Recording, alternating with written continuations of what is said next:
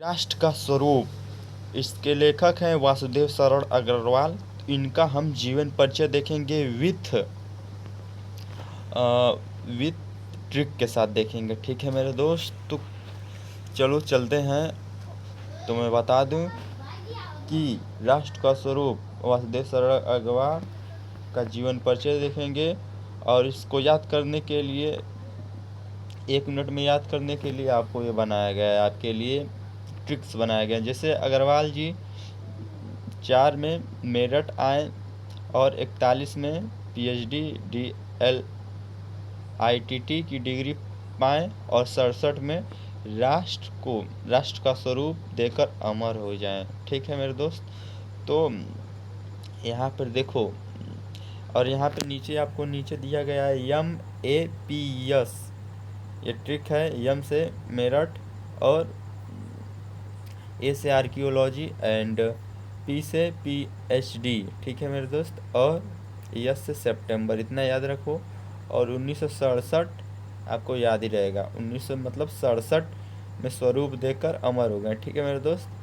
और यहाँ पे 04 मतलब 1904। ठीक है मेरे दोस्त। और 41 में PhD की है 1941 में। ठीक है मेरे दोस्त, इस तरह कुछ हम लोग याद करेंगे।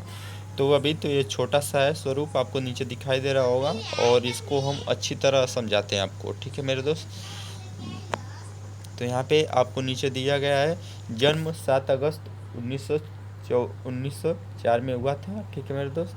1904 मतलब इसको कह सकते हैं, 4 मतलब 4 वेद होते हैं ना, याद रखिएगा।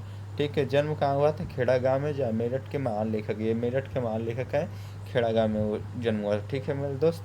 और उच्च शिक्षा क्या थी? MA BHU से किए थे, PhD LITT लखनऊ से। ठीक है मेरे दोस्त, इतना BHU से MA किए थे, इतना याद रखिएगा। और PhD किए थे लखनऊ से। ठीक है। और मुख्य पहचान क्या थी? पुरातात्विक पुरातात्विक थे और निबंधकार थे, शोधकर्ता थे। ठीक है मेरे दोस्त। संस्कृत व प्राचीन के प्रेमी। ठीक है मेरे दोस्त, इतना याद रखिएगा। और संपादित ग्रंथ क्या थे? पद्मावत, जो कि संजीवन व्याख्या और हर्षचरित्र। ठीक है मेरे दोस्त, प्राचीन काव्य के व्याख्याता इन्हें कहा जाता है। ठीक है मेरे दोस्त। इनका निधन हुआ था 27 जुलाई 1967। 1967 आपको मैंने बताया था, 1967 में अमर हो गए। 67 में अमर हो गए। 41 में, नीचे आपको देखिए, 41 में PhD के 04 4 वेद होते हैं। ठीक है मेरे दोस्त, 4 वेद होते हैं, इतना तो याद रखिएगा। 1904 4 वेद होते हैं। 1967 में अमर हो गए। 41 में PhD किए। ठीक है मेरे दोस्त। और इनका आप जीवन परिचय अच्छी तरह देख लेते हैं।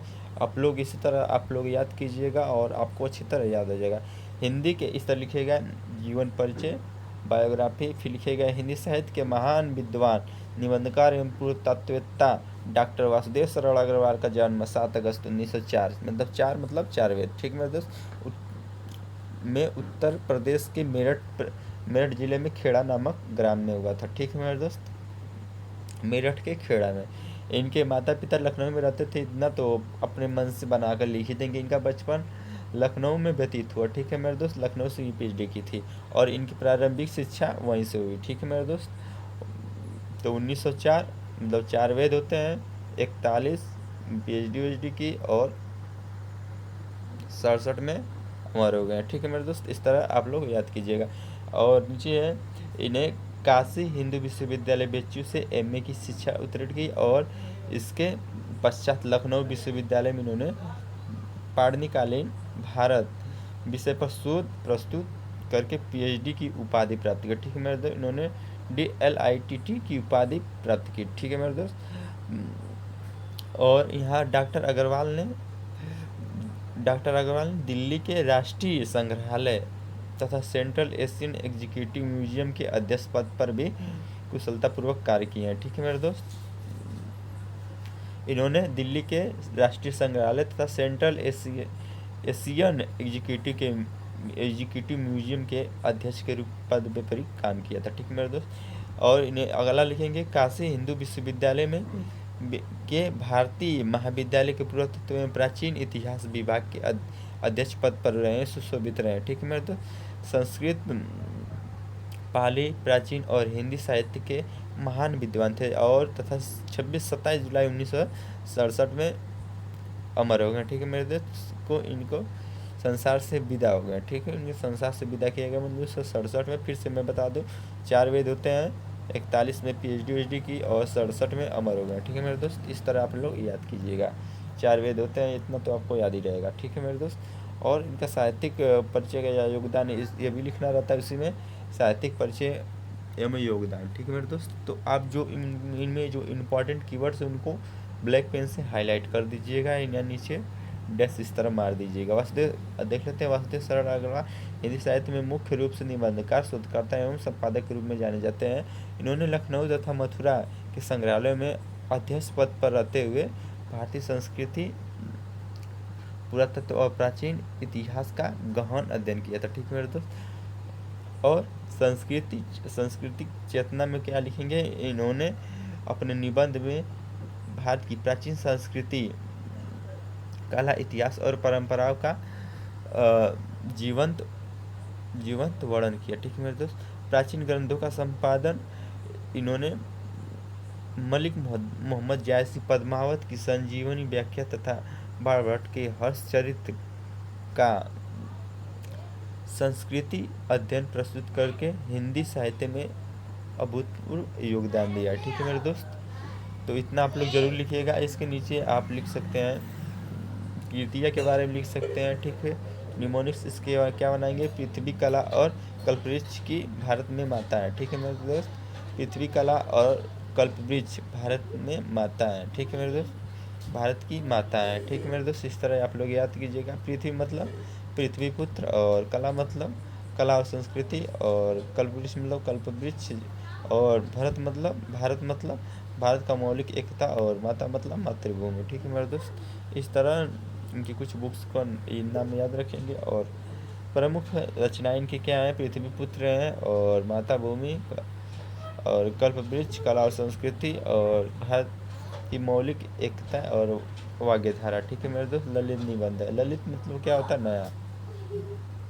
और यहाँ पे शोध और एवं संपादन के बारे में भी लिख सकते हैं अगर टाइम मिले तो। पाणिनिकालीन PhD हेतु शोध प्रोग्राम, पद्मावत संजीवन व्याख्या। ठीक है मेरे, जायसी के पद्मावत की प्रमाणित व्याख्या। ठीक है मेरे, हर्षचरित्र का सांस्कृतिक अध्ययन किया इन्होंने। बाणभट्ट ने ग्रंथ का सूक्ष्म अध्ययन। और इसके बाद शैलियाँ लिख सकते हैं, और इसका आपको PDF चाहिए तो डिस्क्रिप्शन बॉक्स से आप डाउनलोड कर लीजिएगा, या मेरी वेबसाइट पर जाकर भी डाउनलोड कर सकते हैं। ठीक है मेरे दोस्त, या टेलीग्राम चैनल से जुड़ जाएंगे, वहाँ से आपको आसानी से डाउनलोड हो जाएगा। ठीक है मेरे दोस्त, भाषा शैली क्या थी, डॉक्टर अग्रवाल का भाषा शैली शुद्ध, अपरिमार्जित और तत्सम प्रधान खड़ी बोली थी। और खड़ी बोली है संस्कृत शब्दों में बाहुल्य के बावजूद इनकी भाषा अत्यंत प्रवाहमयी और बोधगम्य है। ठीक है मेरे दोस्त, शैली क्या है, इन्होंने मुख्य रूप से 3 शैलियों का उपयोग किया। गवेषणात्मक शोध परक शैली थी, और विचारात्मक शैली, और व्याख्यात्मक शैली। ठीक है मेरे दोस्त, और हिंदी साहित्य में इनके स्थान क्या मिला था, अद्वितीय निबंधकार, महान पुरातत्ववेत्ता और भारतीय संस्कृति के सच्चे आराधक के रूप में स्मरणीय।